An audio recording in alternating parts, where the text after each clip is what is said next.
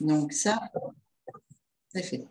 Allez, hop, on va descendre. Donc, bonjour tout le monde. Ah, je vais peut-être changer de nom aussi, parce que ce n'est pas mon nom. Voilà. On va donc réaliser une recette de rose des sables pour mettre dans le calendrier de l'Avent ou les manger avant. Et je vais vous donner un truc pour qu'elle soit mince. Le but des roses des sables, c'est d'être mangé quand même, même si on est en perte de poids. Alors, moi, j'utilise du cacao cru. Donc, premier ingrédient de base, 150 g de cacao cru. Ensuite, j'utilise des flocons de céréales. Donc là, je vais mettre 45 g d'un mélange plusieurs céréales. Je vais ajouter, j'ai du cacao, du beurre de cacao cru. Donc moi, je vais mettre 20 g de beurre de cacao cru. On pourrait très bien utiliser de l'huile de coco ou de la margarine végétale aussi, si on n'aime pas l'huile de coco. Ensuite, donc ça, c'est les ingrédients de base. Pour la déco, par-dessus, on pourrait mettre des graines de sésame qui permettraient, avec l'apport en magnésium et en fer du chocolat, de fixer du calcium. Et nous, on va y ajouter des graines de courge, parce que les graines de courge sont brûleuses de graisse et associées à l'huile de coco, elles vont accélérer la fonte des graisses du bidou. Donc, c'est intéressant. Et puis, ça évite que les enfants fassent une indigestion aussi. Voilà. Donc, petits et grands. Donc, je vous montre.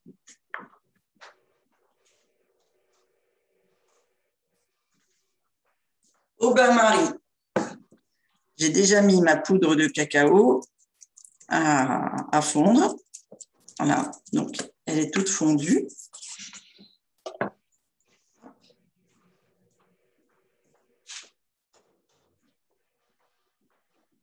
Dedans, je vais y ajouter mon cacao cru. Donc, on va le mettre tout de suite à peser. Donc là, tu fais fondre ton chocolat? J'ai que la poudre de cacao. Fais comme moi, mets dans un petit bol. Ouais. La poudre de cacao et tu vas voir au bout d'un moment, elle est toute liquide, toute fondue. Ah ouais? D'accord. Voilà. Tu peux y ajouter tout de suite ton huile de coco. Moi, c'était pour la recette que je l'ai fait en étapes.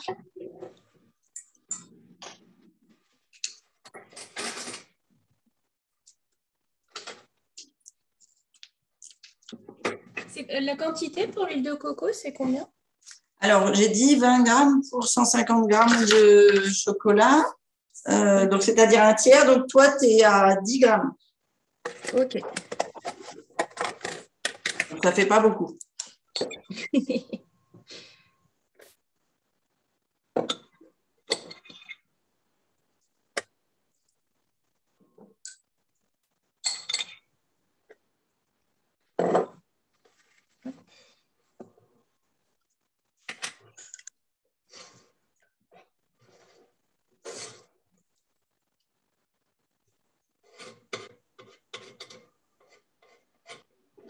Alors, le beurre de cacao, c'est un peu solide. Pour ça, je le découpe en petits morceaux.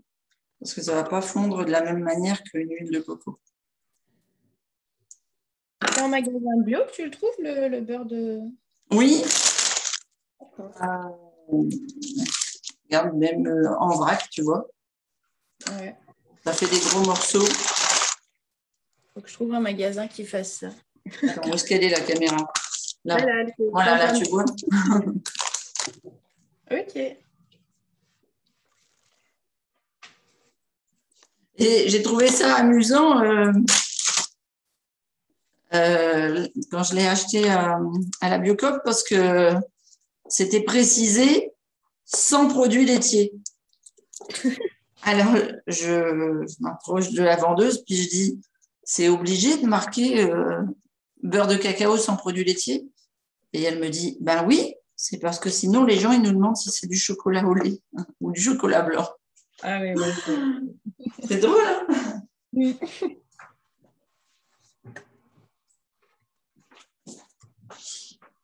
Voilà, donc là, j'ai mis mon chocolat fondu avec mon huile, mon gras, mon beurre de cacao. Je vais maintenant aller y mettre mes céréales. Alors, je vais laisser sur la balance. Il faut que je laisse la cuillère. Hop. Voilà. Donc, moi, je vais mettre à peu près 50 grammes.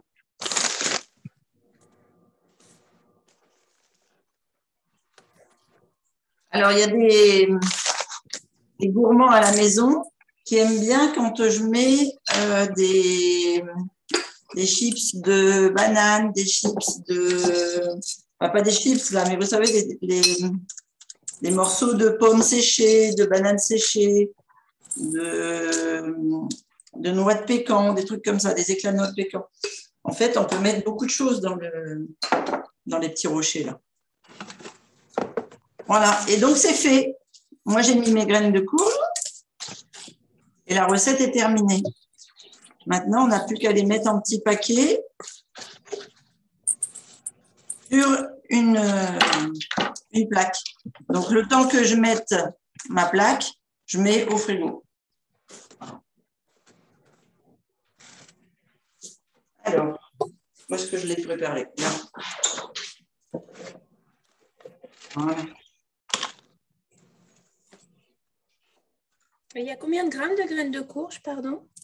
J'ai mis comme ça des pincées, tu vois, c'est pour que par rapport à ton chocolat fondu, faut pas qu'il y ait plus de céréales que de chocolat. D'accord. Sinon, ça ne se tiendra pas.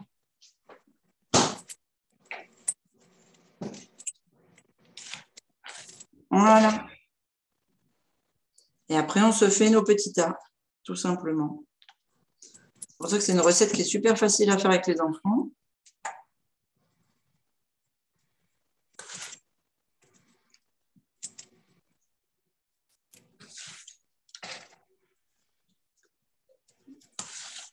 Et je préfère faire avec des flocons de céréales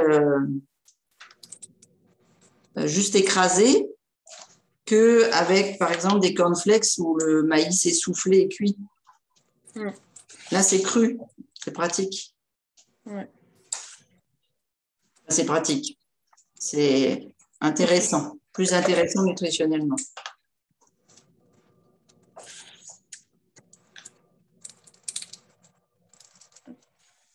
Parce que ça fait un encas protéiné en plus. On a parlé des encas hier. Oui, oui, oui.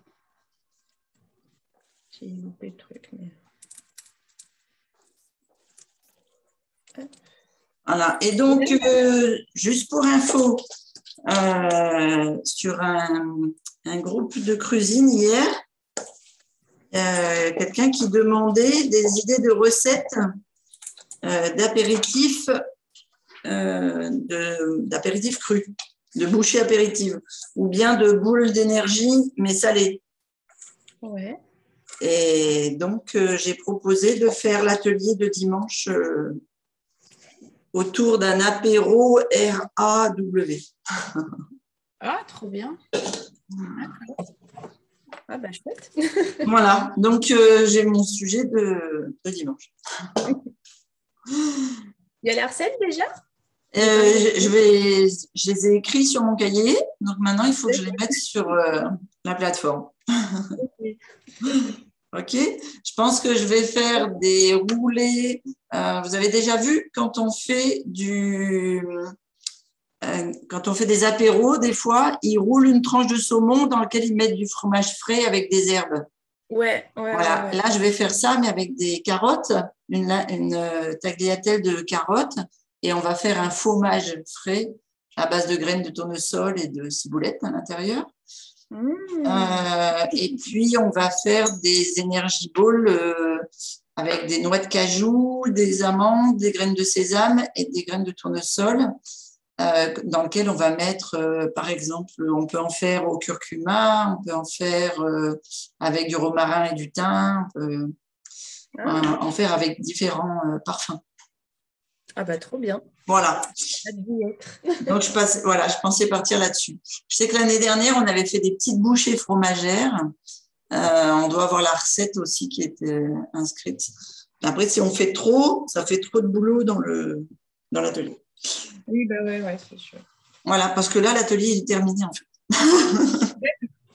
Et combien faut à peu près, si le taux de protéines par petit truc? Il faut que tu regardes combien de grammes tu mets de céréales. Donc, il faut que tu comptes qu'à peu près pour 100 grammes,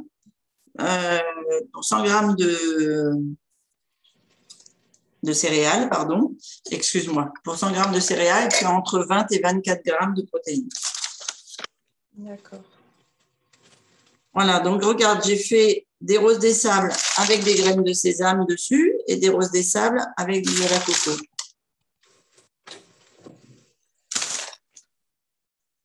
Parce que la noix de coco, moi, ça me fait penser à la montagne. Et on arrive à la période où la montagne, ça commence à me chatouiller grave. Là. Je comprends. J'aime trop le ski, la neige, le froid, grimper. C'est tout ce que j'aime pas. Ah ça fait trop du bien, l'air pur de la montagne. Moi, c'est tout ce que j'aime. Voilà, donc je l'ai mis au frigo et dans même pas une demi-heure, c'est très joli. Merci.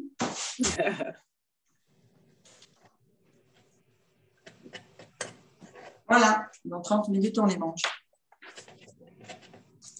Ouais, c'est tout facile, c'est bien. C'est tout facile, ouais, et c'est super à mettre dans les calendriers de l'Avent. Dans une petite papillote de papier, là, oui. Vous mettez et hop, vous mettez dans la pochette du calendrier de l'Avent. Parfait. Ouais. Ok, merci Christine. De rien, c'est sain et gourmand. Oui. Voilà. Donc, une fois que ça a fait… Alors, attends, oui, moi, je ne suis pas intéressante. Hop là. Une fois que ça a fait une petite demi-heure de frigo, il suffit de les décoller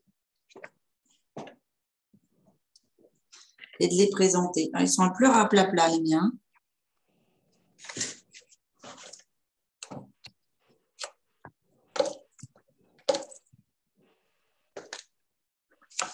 Voilà, je peux vous dire qu'ils ne vont pas faire long feu. Là, ils sont tous partis faire en sorte qu'ils puissent ouvrir la pizzeria, là, le 8. Et donc, ils mettent les meubles et tout. Quand ils rentrent, ils sont affamés. Et voilà. Ça vous va? Très bien. T'arrives à faire des petits tas? Oui, je vais faire des petites boulettes écrasées, ça fera un petit… D'accord. Bon, ça ne peut être que bon de toute façon. Hein. Oui, ah bah oui, tout à fait. Voilà. Et donc, ça se garde assez longtemps, normalement. C'est-à-dire que si tu les mets dans le calendrier de l'Avent, le fait que ce soit fait à l'huile de coco ou au cacao cru, eh bien, tu n'as pas justement le souci de, comme disait tout à l'heure Pascal, de risque que ça rancisse puisque tu ne les fais pas au beurre. Tout à fait. Voilà, et que l'huile de coco ou bien le beurre de cacao cru se conserve à température ambiante. Voilà.